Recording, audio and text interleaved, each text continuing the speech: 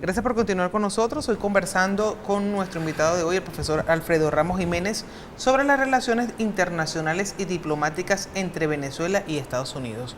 Profesor, conversamos pues un poco sobre la situación de Venezuela y Estados Unidos, pero luego hay un tema importantísimo que no podemos dejar pasar, como lo es la Cumbre de las Américas, que recién finalizó el fin de semana.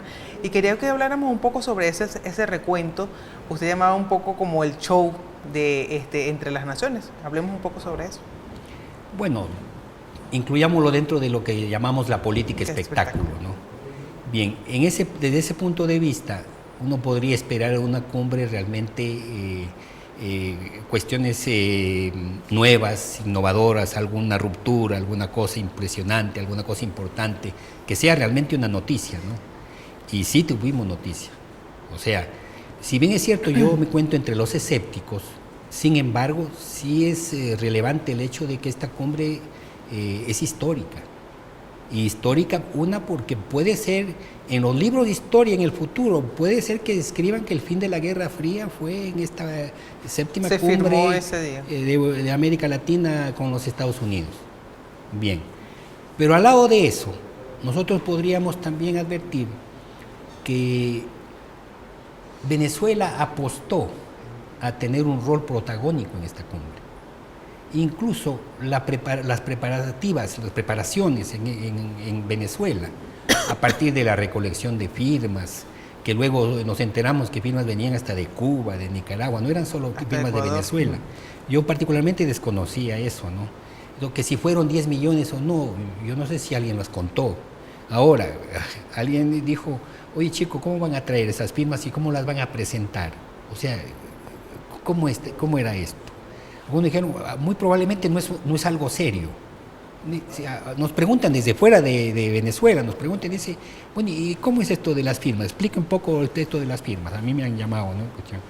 Digo, bueno, yo creo que las firmas, no sé cómo se podría presentar esto, si se las va a llevar todas las firmas o si se lleven un disco las firmas. ¿Quién certifica el número? ¿Quién certifica si son firmas? No, aparentemente el número lo certificó la señora Lucena, bueno, que demoró menos de un día en certificar 10 millones de firmas, pero que cuando hubo el referendo revocatorio contra el presidente Chávez, estuvo 50 y tantos días para certificar 3 millones y medio. Entonces, todo esto forma parte probablemente del show que tú estás diciendo, de la preparación para ser un poco la vedette, la estrella de una reunión que ya tenía otra estrella, porque esta reunión creo que se desmarca de la demás por dos razones fundamentales. Por primera vez van 35 países a, digamos, yo no sé si faltó alguien, pero creo que todos los países estuvieron allá. Y en segundo lugar, las relaciones bilaterales entre Estados Unidos y Cuba están empezando a cambiar y esa era la gran vedette de la cumbre. No sé si tú coincides con eso.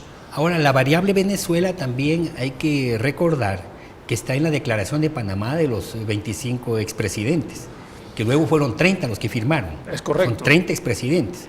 Y eso fue realmente un golpe muy grande para la política venezolana en América Latina. ¿Quiénes fueron los grandes ganadores de esta cumbre? Bueno, ganador yo creo, el primer ganador es Raúl Castro. O sea, todo se dio más o menos como él había previsto. Desde otro punto de vista, Obama también cobra en ese sentido, ¿no? En el sentido en que se muestra como alguien más accesible a América Latina. Además, prácticamente es bienvenido por los cubanos, bienvenido por Raúl Castro, ¿no? Que también es avalado con una encuesta. Que desde ese punto de vista uno podría publicada. decir, ¿y por qué no coincide Raúl Castro con Maduro? ¿Por qué no se lo advirtió? A veces da la impresión de que los asesores son diferentes, o sea, no conocemos quién es el que asesora, ¿no? Esto, por ejemplo, de un buen día declararse radical, eso no paga en las relaciones internacionales. Tal vez eso paga por un momento en nuestro país, pero fuera de América Latina más bien es contraproducente. Que alguien diga radical, ¿qué quiere decir radical? Radical quiere decir erradicar la pobreza, eso es radicalismo. ¿Qué gana Cuba con este giro en la política internacional bilateral con Estados Unidos? ¿Qué pierde y qué gana Estados Unidos y qué pierde Obama? Bueno, hay una normalización de las relaciones con Estados Unidos y a mediano o a corto plazo podríamos decir el fin del embargo. Bien, Yo recuerdo algo que Simón Alberto Consalvi destacó, antes de morirse, ¿no? Destacó que había que observar a Raúl Castro, que Raúl Castro es un hombre pragmático, que es el sentido común del gobierno cubano. No así Fidel. Fidel es el retórico, Fidel es el elocuente, Fidel es el poeta en ese punto. Él dijo, no nos equivoquemos con Raúl. Y mira dónde nos llevó Raúl. Que de hecho Raúl siempre tuvo una gran influencia sobre la Fuerza Armada cubana y también sobre el Partido Comunista Cubano. Porque aquí, si nos vamos a adelantar un poco, la sucesión está asegurada en Cuba. Claro, la sucesión está asegurada porque no por alguno de la dinastía de los Castro o de la familia de los Castro, no necesariamente. Que de hecho incluso han descartado, habían algunos candidatos por ahí, aparecían. Todos nosotros estábamos interesados en saber, pero es el Partido Comunista Cubano, que no tiene nada que ver con el Partido Socialista Unido de Venezuela. ¿No? Ahora, ¿qué? Nada que ver. Y entre los perdedores... Ese es un partido, que se va a adaptar a las nuevas reglas de la economía. Va a olvidar el discurso socialista, se acaba con los Castro. ¿Tendrá por algo ejemplo, ¿tendrá algo el que discurso. Profesor, ¿no? ¿tendrá algo que ver ese anuncio que ya hizo Castro, Raúl Castro, con que su periodo terminaba en 2018? O sea, anuncia que Bueno, ya... eso es importante también. Entonces le da una gran expectativa. O sea, tecnócratas cubanos como el canciller cubano, que hablaba perfecto inglés, que conoce el asunto, que conoce lo que está hablando, ¿no? En los distintos espacios del gobierno cubano hay gente así preparada. En economía, en las relaciones internacionales, en la construcción de infraestructura, todo eso. Ellos tienen previsto todo eso. Pero eso no le quita que sea una clase política, a lo mejor, a lo que le podríamos asimilar es a la experiencia de Putin en Rusia. O sea, el partido hereda, ¿no? Pero se queda con las empresas, se queda con el poder. Se queda con todo. Se queda con el poder. Se queda con todo. ¿No? Pero no creo que está muy desencaminado la reacción de los cubanos. Los cubanos tienen mucha expectativa porque indudablemente es una apertura. Es una apertura. Tiene un cambio. Ahora, como tú me preguntabas, el perdedor, ya sabemos quién es el perdedor. O sea, está claro. Él fue buscando otra cosa, buscando un protagonismo que creyó que iba a tener una solidaridad muy grande de América Latina. Él lo creyó y lo dio por descontado. Porque algunos gobiernos hipócritas de América Latina habían dicho, sí, claro, que ellos condenan esta actitud injerencista de los Estados Unidos. Se lo habían anunciado de antemano, ¿no? Pero cuando llega allá, realmente, además, la declaración de Panamá de los tres presidentes tiene mucha fuerza. Y no sé si ustedes han leído toda la declaración. Realmente no tiene desperdicio. O sea, sí, y hablaron de todo lo que había ocurrido aquí en Venezuela. Daba la impresión que había tomado de las investigaciones que hacemos aquí en Venezuela, todo eso, ¿no? Entonces, en este momento se puede decir que el rey está desnudo en Venezuela. Te quiere decir, no, ya sabe de qué se trata. Pero una cosa sí es seguro, que si bien es cierto el gobierno de Maduro sigue todavía con el lenguaje y con las vinculaciones con el Foro de Sao Paulo, que repito, es un fenómeno muy aislado ahora, ¿no? En este momento ya no cabe el lenguaje del socialismo del siglo XXI y revolución. Mire, eso realmente ¿será por eso su discurso de ayer? No tiene asidero en la realidad. ¿Para qué pierde y qué gana Obama? Porque la gente también se pregunta por qué, a pesar de que había contactos extra, digamos, oficiales para empezar estas relaciones bilaterales de manera diferente,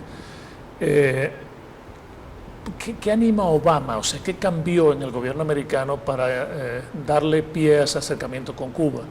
¿Y qué va a perder Obama a nivel, digamos, de su país? Porque hay gente, obviamente, los cubanos radicales, digamos, gente dentro de su propio partido, gente de los republicanos, que están haciendo una crítica de una apertura donde no se ve mucha ganancia y se ve, digamos, la entrega de una política internacional que durante muchos años condenó a Cuba, digamos, al bloqueo, ¿no? Bueno, Obama, mira que ha hecho un gobierno que no es tan eficiente que se diga, ¿no? El gobierno de Obama, pero va a pasar a la historia como el que arregló este asunto. O sea, si vamos con el triunfo, está ya en el libro de historia Obama, o claro, en el sentido de que tuvo la apertura y que la llevó bien, que no ha habido precipitación. Es más, está prácticamente asegurándole al Partido Demócrata repetir en la presidencia. Porque el discurso de los republicanos, que se apoya en el exilio cubano de Miami y de Florida, ¿no? Es un discurso un tanto radical, que estaba bien mientras la época de Fidel, Claro. Pero no en esta época. O sea, hay cambios. El mundo cambió. Entonces, los que no asuman los cambios de este mundo, pues se equivocan, en definitiva. O sea, si tú quieres acertar, tienes que adaptarte a los cambios que se han producido. Claro, porque van a terminar aislados también. En términos generales, Alfredo, yo recuerdo al presidente Chávez decir muchas veces que las cumbres no servían para nada. Yo creo que las cumbres sirven para algo, pero no sirven para tanto como la gente se genera sus expectativas. Pero el presidente Chávez no perdía una cumbre tampoco, porque es el sentido del show, de salir en la prensa, de poder hablar. Pero, ¿qué nos dejó esta cumbre? A todos, a los latinoamericanos como conjunto de naciones, ¿qué temas importantes viste tú que se destacaron?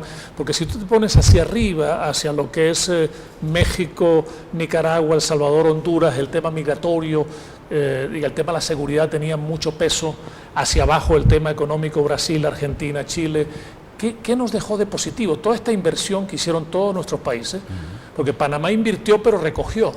Pero todos nuestros países tuvieron una inversión fuerte para trasladar sus delegaciones, la preparación de la cumbre. ¿En qué nos hemos beneficiado como ciudadanos de esas discusiones? O sea, ¿qué quedó de positivo? Si ni siquiera hubo una declaración conjunta de todas las naciones involucradas. Eso es importante, no hubo una declaración conjunta de todos, porque había muchas diferencias ahí, ¿no? Es decir, yo creo que estamos pasando a otra época. Estamos en una suerte de fin de ciclo de las relaciones interamericanas, que ya no es el panamericanismo ni tampoco es el imperialismo. Incluso organismos como la OEA tendrán que refundarse, ¿no? UNASUR yo creo que ya es un fracaso. Lo de la CELAC no se le ve sentido, ¿no? Que no tiene ni sede, ¿no? Este organismo que no tiene ni sede no es tan importante. Ahora, cara a cara con el gobierno más poderoso es muy importante para los gobiernos latinoamericanos. Muy importante, ¿por qué? Porque incluso se va a comenzar a plantear no solamente las relaciones de tipo económico, sino el problema de las crisis humanitarias, la de los derechos humanos. Eso se va a plantear y yo creo que el gobierno que no tome en cuenta eso está muy equivocado, ¿no? Bien, el asunto de los derechos humanos. De otra parte, dentro de la globalización, indudablemente, en la globalización hay ventajas y desventajas para todos los países. Eso no es que es ventajoso o es desventajoso, no. Hay ciertas cosas de las que sí se puede aprovechar. Por ejemplo, el nivel de las comunicaciones que tenemos hoy en América Latina no podemos decir que es un retroceso, por el contrario, es un progreso, ¿no? Es un avance muy grande, ¿no? Bien, pero de otro lado, cuando nosotros vemos la oportunidad perdida de nuestro país y nosotros como universitarios, cuando vemos realmente el declive de la educación en nuestro país, porque no olvidemos que uno de los temas de la cumbre, de la agenda, era la educación también, correcto. ¿Recuerdas? O sea, se iba a plantear realmente un relanzamiento de la educación con nuevas tecnologías, realmente con una homologación de las políticas educacionales de América Latina. Que eso no es necesario hacer una cumbre además, pero si lo planteaba, eso se puede seguir. O sea, ese por ejemplo es un logro que podría decir, no, eso ya lo comenzamos, ya habíamos adelantado algo, ¿no? En ese sentido. Claro, esto se opacó por, el regreso de Cuba a la política internacional con los Estados Unidos, que es importante, ¿no? O sea, es decisivo, ¿no? En ese punto, ¿no? Y como digo, ya hoy en día ya no se hablará más, creo yo, y así lo espero, ¿no? Ya está fuera del lugar, pues, del imperio, de posibilidad de una invasión o una intervención, ¿no? Eso está yo creo que esos son discursos eufemísticos para que mis propios partidarios se nucleen en torno a eso y se distraigan un poco de otras cosas, ¿no? Bueno, más que una medida efectista, ¿no? Que también pudo haber sido utilizado para desviar la atención en nuestros problemas locales, internos. Ahora, tú ves en el futuro cercano, ya para concluir, digamos, esta fase, ves en el futuro cercano un cambio en las relaciones entre Estados Unidos y Venezuela, producto de lo que se discutió, de lo que se dio en esta cumbre y producto de la necesidad de rearreglar unas relaciones que en la forma en la que están, desde el punto de vista económico y social, no benefician a nadie, ni a ellos ni a nosotros. Hay una teoría en las relaciones internacionales que es la teoría realista, y gobierno que no se apoye en esa teoría realista, es decir, que tiene que ver con los beneficios que puede obtener, que no se apoye realmente en las realidades que se debe manejar, se equivoca. Es decir, un gobierno que no admita realmente hoy en día, que no admita que el mundo ha cambiado, ¿no? Desafortunadamente es lo que nos ha pasado a nosotros, ¿no? Porque mira, todavía estamos nosotros hablando de una amenaza externa, todavía estamos hablando esto de la invención de una guerra económica, por ejemplo, cuando está claro, está patente, que ni las empresas, ni el aparato productivo privado ha sido destruido, desmantelado, y las empresas públicas no funcionan. Entonces, no vamos a salir a pedir auxilio afuera, ¿no? Queridos amigos, está con nosotros hoy Alfredo Ramos Jiménez, director del Centro de Políticas Comparadas, discutiendo un tema de interés nacional e internacional que tiene que ver con la geopolítica de las relaciones bilaterales entre Estados Unidos y Venezuela y los aspectos fundamentales de la reciente cumbre de las Américas que tuvo lugar en Panamá.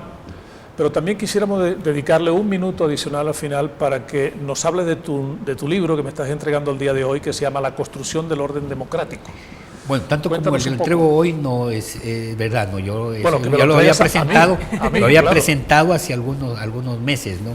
Dentro de la crisis editorial que estamos viviendo en Venezuela, en realidad esto fue un esfuerzo. Mira, importante. Yo agradezco a las instituciones que me apoyaron en esto, pero en todo caso, el trabajo de nosotros en los centros de investigación es precisamente eso, ¿no? Producir los libros, ¿no? Producir textos de debate, que de hecho, esta es una línea de investigación que el Centro de Política Comparada nuestro está manejando desde los últimos 10 años sobre el problema de la democratización. Es decir, que tiene varios temas que hay que desarrollar ahí, que de hecho en este tema que yo trato sobre la burocracia, la tecnocracia y la meritocracia, no es un tema que esté planteado en este momento, pero es lo que nos viene encima. Esto ya está planteado en México, está planteado en Ecuador, está planteado en Brasil, en Chile igual, pero eso es lo que nos viene a nosotros. Es decir, ¿quién debe tomar las decisiones? Es necesario que sean gente preparada la que toma las decisiones. Esa es la importancia. ¿Cómo debe funcionar una burocracia? Porque lo que tenemos aquí, esto no es burocracia. Burocracia, yo estoy hablando de funcionarios profesionales, especializados, neutrales frente al titular del gobierno. Es una burocracia. Sin esa burocracia, no hay democracia. De repente le falta alguna R en algunos casos, alguna palabra en castellano, ¿no? Tenemos que despedirnos, Carmen. Sí. Profesor, antes de despedirnos, bueno, además de agradecer a nuestro invitado del día de hoy por acompañarnos, muchas gracias. Quisiera recordarles la página web www.ula.be/secretaría. Asimismo puede comunicarse con nosotros a los correos electrónicos secretario@ula.be y nuestra cuenta en Twitter, secretario ULA, el del profesor José María Anderes, y ULA Somos Todos S. Pueden contactarnos a través de allí, e incluso si quiere ver nuestro programa en YouTube, usted busca Secretario ULA y podrá encontrar todos nuestros programas. Muchísimas gracias por acompañarnos, profesor. Gracias, Alfredo. Mis saludos cordiales a toda la gente de tu equipo de trabajo. Un saludo afectuoso a nuestro amigo José Antonio Rivas Leone, que está de reposo por un accidente de tránsito. Esperamos que se recupere bien, que permita que la gente del Consejo de Publicaciones lo ayude para que él esté reposando y se le suelden bien sus huesos. Un saludo afectuoso a él y a su familia. Bueno, muchísimas gracias por acompañarnos y a ustedes pues continúen con nuestra programación.